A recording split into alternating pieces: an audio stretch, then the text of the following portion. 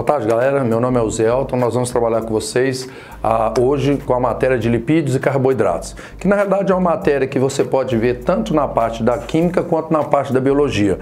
Nós vamos puxar mais para o lado da química, que é o lado que a gente vai exigir mais nas provas nossas agora. Primeira coisa, lipídios ou gorduras. Lipídios nada mais é do que ésteres elaborados pelo organismo que por hidrólise liberam ácidos graxos e álcool. Bem, quando vocês vão numa churrascaria e comem bastante gordura, significa que quando você chegar em casa, você vai precisar beber bastante água. Por que você tem que beber bastante água? Porque esse éster, que é a gordura, ele tem que ser hidrolisado, ou seja, quebrado na presença da água. E quando você quebra ele na presença da água, e no Enem cobra muito isso, inclusive no Enem de 2019 agora, de domingo passado, teve uma questão dessa, da qual falaram de polímeros, mas nada mais é do que você quebrar essa gordura e vai formar o éster, né? E vai formar, que seria uma reação de transesterificação, que você vai quebrar aqui e vai entrar o hidrogênio aqui, que a gente chama isso aqui de ácidos graxos, que nada mais é do que um ácido carboxílico de cadeia longa. E ácido carboxílico, e nada mais também formará o que? Eu tenho dois carbonos e no local dessa valência livre vai entrar o OH, que seria o álcool. Então você vai formar sempre um ácido carboxílico e um álcool. Então, neste caso aqui, eu consegui quebrar a gordura. A gordura nada mais é do que ésteres, que por hidrólise vai liberar ácidos graxos e álcool. Nós temos dois tipos de ácidos graxos. Nós temos chamados ácidos graxos insaturados e nós temos os chamados ácidos graxos saturados. O óleo é formado por ácido graxo insaturado e a gordura é formada por ácido graxo saturado. Nós temos dois tipos de lipídios. Nós temos os lipídios simples, que são aqueles formados por carbono, hidrogênio e oxigênio, e os lipídios compostos, que são formados, além de carbono, hidrogênio e oxigênio, outros elementos mais.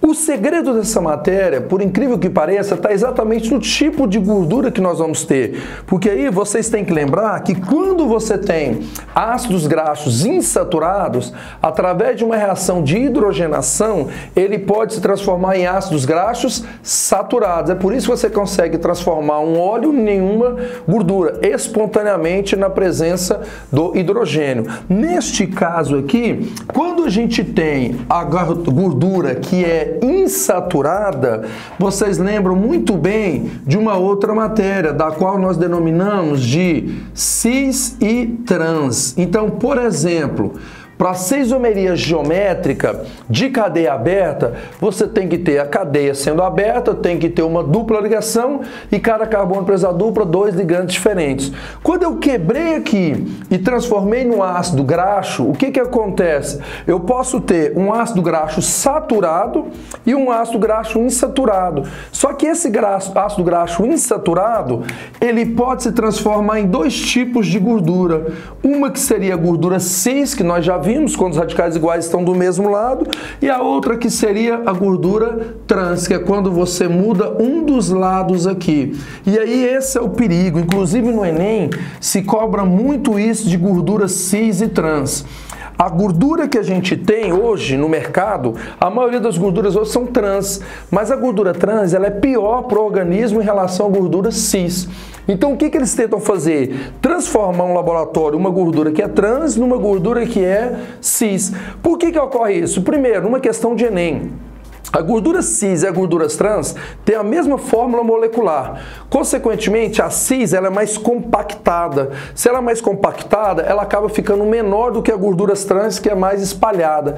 E outra coisa também, a gordura cis, o ponto de ebulição dela é baixo. E o da gordura trans, ele é alto. Por isso que o nosso organismo ainda consegue liberar a gordura cis, mas em contrapartida, a gordura trans ela vai ficando nas regiões localizadas no nosso organismo. E aí é o problema maior para vias de infarto, vias de arteriosclerose, aqueles infartos fulminantes, tudo pode ser proveniente de quê? Da gordura trans. Galera, para vocês saberem realmente sobre lipídios, carboidratos, a gente deu uma pincelada aqui, mas o que vocês realmente têm que saber é que os lipídios são ésteres que, elaborados pelo organismo, vai liberar ácidos graxos e álcool. E dependendo do ácido graxo, nós temos ele sendo saturado ou ele sendo insaturado. E aí você tem também, por exemplo, a reação de saponificação. O que é uma reação de saponificação? É aquela reação que você vai fazer o mesmo processo que eu fiz aqui. É aquela hora que sua tia lá no interior faz aquele sabão de óleo. Só que lá no finalzinho de sabão de óleo, você vai colocar o quê? Soda cáustica, que é uma base forte.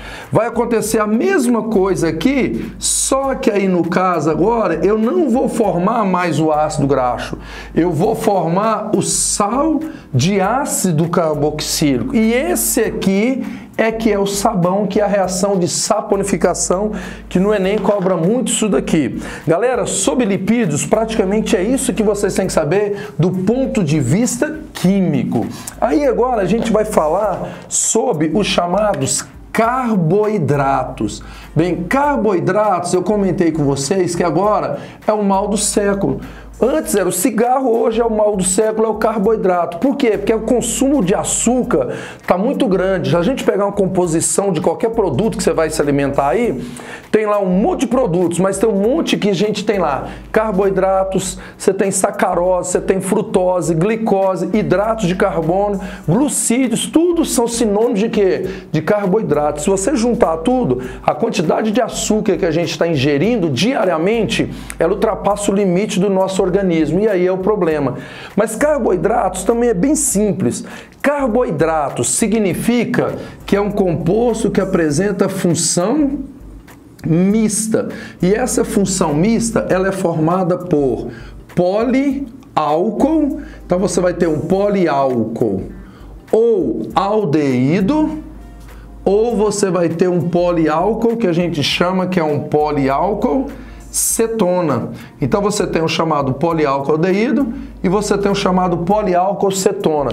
Todos os dois, eles podem apresentar o seguinte: triose, se tiver 3 carbonos, tetrose, se tiver 4 carbonos, pentose, se eu tiver 5 carbonos, hexose, se eu tiver 6 carbonos, e assim vai. Só que se eu tiver um aldeído com 3 carbonos, você vai falar que ele é uma aldotriose. Se eu tiver uma cetona com 6 carbonos, cetotriose.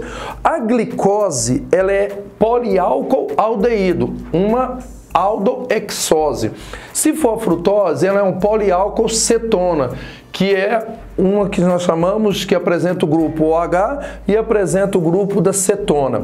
Outra coisa que vocês têm que saber dos carboidratos. Os carboidratos em si, nós temos vários tipos, mas os principais seriam as oses, que são os menores, que era como se eu tivesse esses monossacarídeos. Você tem os osídeos, que são o que nós chamamos de disacarídeos. Então, nesse caso, você tem 2 disacarídeos. E você tem os polissacarídeos, que é como se eu tivesse uma cadeia de quê? De monossacarídeos. Aí entra o seguinte: para que eu possa ocorrer a quebra, eu tenho que ter o quê? Os polissacarídeos.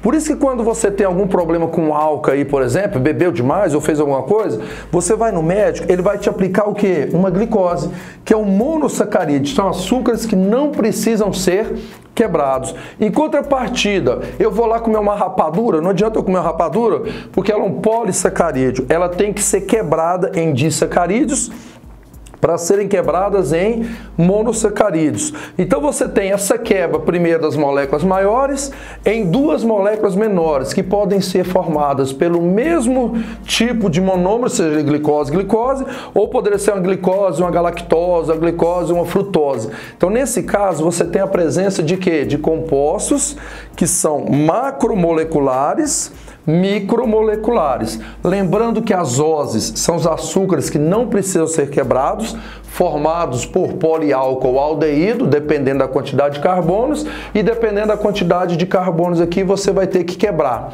Outra coisa que vocês têm que lembrar bastante: função dos lipídios. Função dos lipídios, normalmente, ele vai armazenar e, consequentemente, manter a temperatura corpórea nossa. Função dos carboidratos. Muitos confundem carboidratos como apenas função energética. Só que a função dos carboidratos também tem função metabólica e função estrutural. Quando a gente pega o DNA e o RNA, ácido desoxirribonucleico e ácido ribonucleico, eles têm que ter o açúcar, que é a pentose, 5 átomos de carbono. Se for DNA, vai ser a RNA se for a ribose, e DNA vai ser a desoxirribose, que seriam o quê? Açúcares também, que apresentam função estrutural e metabólica. Então, galera, fica uma dica. Função dos lipídios, função energética, mas não é a prioridade. A função dele é armazenamento e garantir a nossa temperatura corpórea. Já a função dos carboidratos, a principal função seria a função energética. Porém, você tem também função metabólica e função estrutural. Valeu e até a próxima.